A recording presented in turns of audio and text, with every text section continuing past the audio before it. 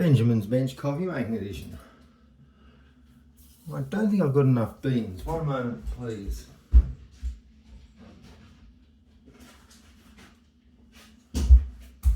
There is a great pleasure in pouring coffee beans into a grinder. The enthusiasts will tell you that, you know, you only put in as many beans as you want to grind and blah blah blah. Which is all fun and games if you've got all the time in the world to make coffee and so on, but you know. So this fellow is a triple basket, which I had for breakfast. There's no space for the spouts, but this is just your regular double. We'll use that. I got this fellow to stop from making a mess. I'll preheat it.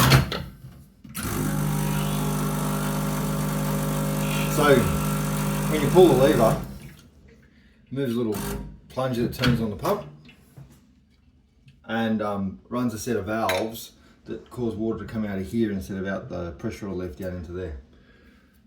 Like this. You see this is a blank one. You put that in there. Eventually you'll hear the whistle of the overpressure valve.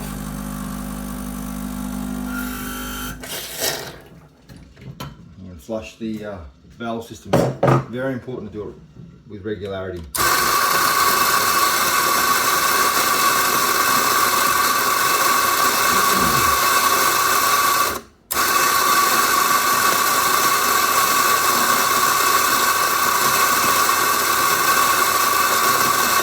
So there's one more grind before this is full.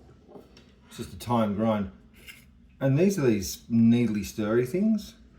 I don't know that they make any real difference if you have proper tamping force, but it's certainly a nice thing to do. And so sometimes I do it. I was having terrible trouble getting proper extractions a while ago, and it was the beans. They were very cheap.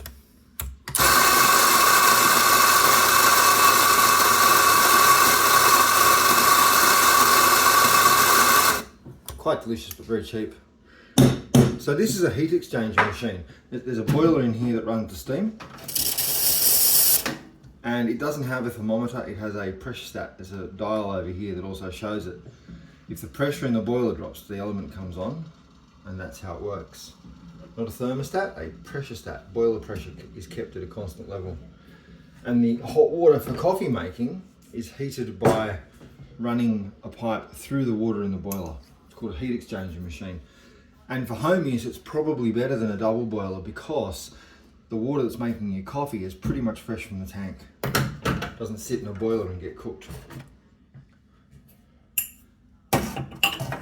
Now, occasionally when I'm setting up new beans, I'll actually get some scales out and figure it. You want, in 30 seconds, you want between 1.5 and double the weight of liquid as you had grams of coffee. For home use, that's a bit of a pest. 25 seconds is a lot easier to manage, especially if you don't mind some more fruit flavors in your coffee and less of the bitterness. Depends on the grind, how you're feeling, whether you want to extract every last bit of caffeine because you need a big hit, which is, you know, the kind of language that goes with substance abuse, but never mind. So here we go. After a few seconds, the coffee should start to run. And it is. And I might bring you in to watch it and then I'll stop the video.